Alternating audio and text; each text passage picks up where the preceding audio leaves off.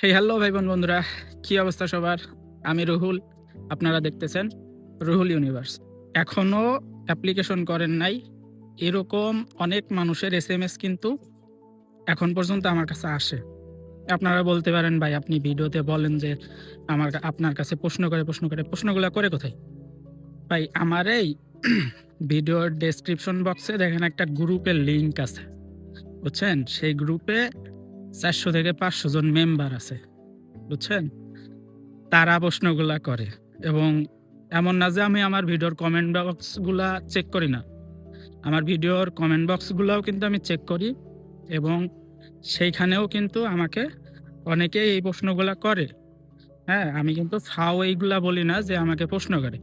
আপনারা চেক করেন।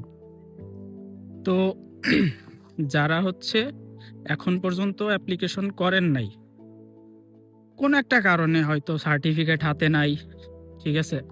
বা সার্টিফিকেট বোর্ড থেকে সংশোধন করতে দিছেন, সেটা এখন পর্যন্ত আসে নাই। যেকোনো কারণ হইতে পারে, অ্যাপ্লিকেশন করেন নাই। তো তারা জানতে চান যে হচ্ছে অ্যাপ্লিকেশনের শেষ ডেট কবে? অ্যাপ্লিকেশন কত তারিখ পর্যন্ত করা যাবে বা কোন মাস পর্যন্ত করা যাবে? হ্যাঁ? তো আমি বলি, অ্যাপ্লিকেশন যে ডেডলাইন চলে আসছে বা অ্যাপ্লিকেশনের শেষ তারিখ চলে আসছে, বিষয়টা এরকম না। অ্যাপ্লিকেশন মূলত মে, জুন, জুলাই এই ৩ টা মাস অ্যাপ্লিকেশনেরই সময়। আপনাদের হাতে যে সময় নাই বিষয়টা এরকম না। ঠিক আছে? সময় আপনাদের হাতে আছে কিন্তু যাদের ডকুমেন্ট এখনো রেডি নাই, তাদের জন্য চিন্তার বিষয় আছে। কারণ যদি ডকুমেন্টই এখনো রেডি না থাকে, তাহলে অ্যাপ্লিকেশন তো এখনো করতে পারবে না। এখনো দেখা যাচ্ছে যে ১ মাস, ১.৫ মাস পরে গিয়ে যদি কারো ডকুমেন্ট রেডি হয়, তাদের জন্য চিন্তার বিষয়। কিন্তু যদি আপনার হাতে ডকুমেন্ট থাকে, এখনো অ্যাপ্লিকেশনের পর্যাপ্ত সময় আছে। হুম? গত বছরে আমি দেখছি জুলাই, মানে most of the university July পর্যন্ত নেয়। জুলাইয়ের লাস্ট ডেট পর্যন্ত অ্যাপ্লিকেশনের সময় থাকে। কয়েকটা ব্যতিক্রমী ইউনিভার্সিটি পাওয়া যায় যেগুলা সেপ্টেম্বর পর্যন্তও অ্যাডমিশন নেয়। স্টুডেন্ট ফাইলগুলো অ্যাকসেপ্ট করে। তাদের ক্লাস স্টার্ট হয় আবার অক্টোবর থেকে। ঠিক আছে? আর যাদের হচ্ছে সেপ্টেম্বর থেকে ক্লাস স্টার্ট, এরা কিন্তু এদের অ্যাডমিশনটা জুলাইয়ের মধ্যে নেওয়ার নিয়ে শেষ করে ফেলে। যেন তারা সেপ্টেম্বর আসতে স্টুডেন্টদের ইউনিভার্সিটিতে নিয়ে ফেলতে পারে। তাদের ক্লাসগুলা একদম অন টাইমে যেন স্টার্ট করাইতে পারে। ঠিক আছে? তো আপনারা ধরে রাখেন যে ওই জুলাই পর্যন্ত সময় পাবেন অ্যাপ্লিকেশন করার। কিন্তু এখানে কিন্তু অবশ্যই আছে। জুলাই পর্যন্ত ইউনিভার্সিটি সময় দিলেও সমস্যা হয় কি? আ প্রত্যেকেই দেখেন অলরেডি কারো না কারো কাছে ফাইল দিয়ে ফেলাইছে, অ্যাপ্লিকেশন করে ফেলাইছে, হ্যাঁ? তো আপনার লেট হইলে হবে কি আমি বলি, সেটা হচ্ছে ইউনিভার্সিটির অ্যাপ্লিকেশনের সময় যদি থাকেও, সমস্যা হবে হচ্ছে ইউনিভার্সিটির সিট শেষ হয়ে যাবে। মানে ইউনিভার্সিটি যেই পরিমাণ স্টুডেন্টদের নিবে বা অ্যাপ্লিকেশন যেই পরিমাণ নিবে, ওই পরিমাণ অ্যাপ্লিকেশন তারা অলরেডি পেয়ে যাবে। যার কারণে পরবর্তীতে আপনার সময় থাকলেও ইউনিভার্সিটির দেখা যাচ্ছে যে ডেডলাইন এখনো আসে নাই, হ্যাঁ? অ্যাপ্লিকেশনের শেষ তারিখ আসে নাই কিন্তু তারা স্টুডেন্ট পর্যাপ্ত পেয়ে গেছে। তো তখন তো আর অ্যাপ্লিকেশন নিবে না। তখন তাদের যদি মেইল করা যায় বা তাদের সাথে যদি যোগাযোগ করা যায়, তখন বলে দেয় যে আমরা এই বছরের জন্য অ্যাডমিশন প্রসেস শেষ করেছি। বা তারা বলে দেয় যে বাংলাদেশীদের এই বছরের জন্য বাংলাদেশী বা ফরেনারদের অ্যাডমিশন ক্লোজ। ঠিক আছে? ফরেনারদের কিন্তু একটা নির্দিষ্ট সিট থাকে। সেটা প্রত্যেকটা দেশের জন্যই একটা নির্দিষ্ট পরিমাণ সিট থাকে। সেই পরিমাণ অ্যাপ্লিকেশন হয়ে গেলে বা সেই পরিমাণ স্টুডেন্ট তারা পেয়ে গেলে কিন্তু আর অ্যাপ্লিকেশন নেয় না। জুনের মধ্যে যদি তারা ডকুমেন্টগুলা কোনোভাবে ম্যানেজ করে প্রস্তুত করে ফেলতে পারে, তাহলে আমি মনে করব যদি জুন মাসে বা জুলাইয়ের ১ম এর মধ্যে অ্যাপ্লিকেশন করে ফেলতে পারে, আশা করি ভার্সিটিগুলো পাবে। কিন্তু যারা ওই জুলাই লাস্টে যাবে, ওই সময় গিয়ে ভার্সিটি মেলাইতেই তাদের কষ্ট হয়ে যাবে। কোনো ভালো সিটিতে বা ভালো ইউনিভার্সিটিতে অবশ্যই ওই সময় পর্যন্ত সিট থাকবে না। সবাই তো ট্রাই করে যে ১ম এই ভালো সিটি বা ভালো ইউনিভার্সিটিতে যাওয়ার।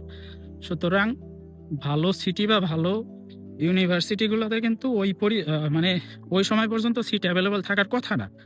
কারণ আপনি যখন অ্যাপ্লিকেশন করতেছেন, আপনি নিজেও কিন্তু ভাবতেছেন যে একটা ভালো সিটিতে যাবেন বা ভালো ইউনিভার্সিটিতে যাবেন।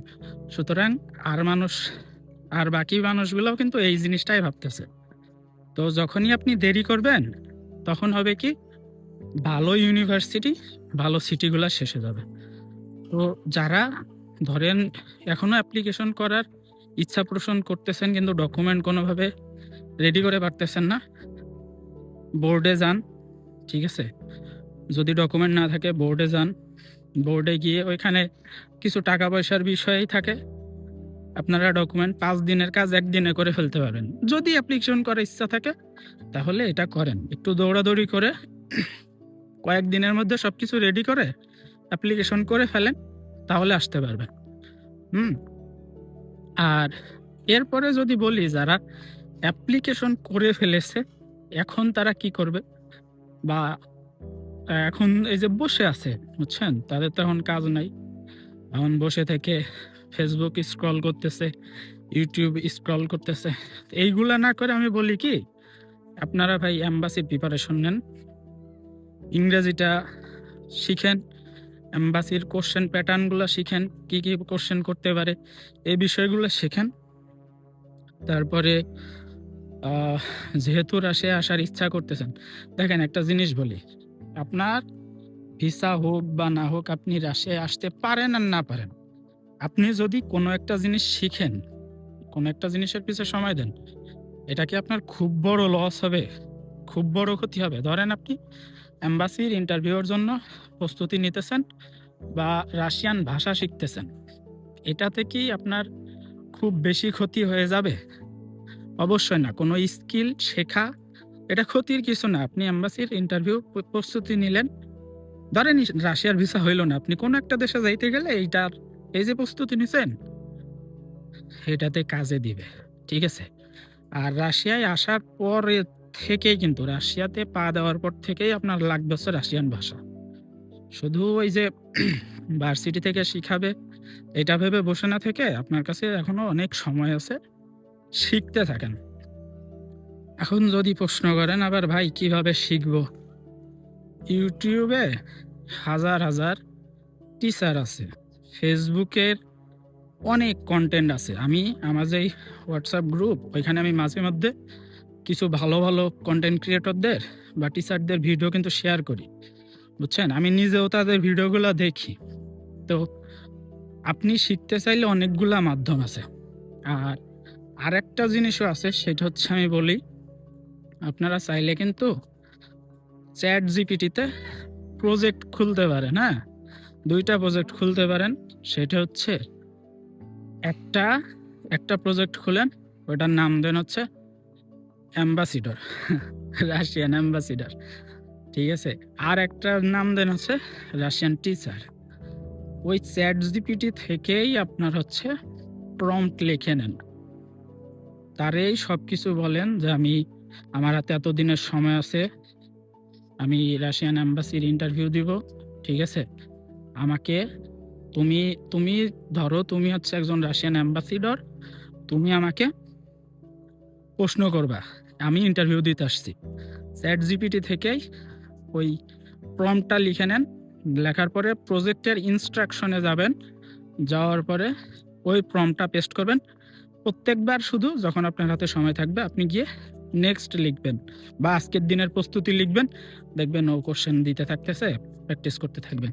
আমি নিজেও কিন্তু ChatGPT তে কয়েকটা প্রজেক্ট খুলে রাখছি। সেটা হচ্ছে ইউটিউবার বলে একটা খুলে রাখছি। ওরে ওরে কনটেন্টের আইডিয়া দিই।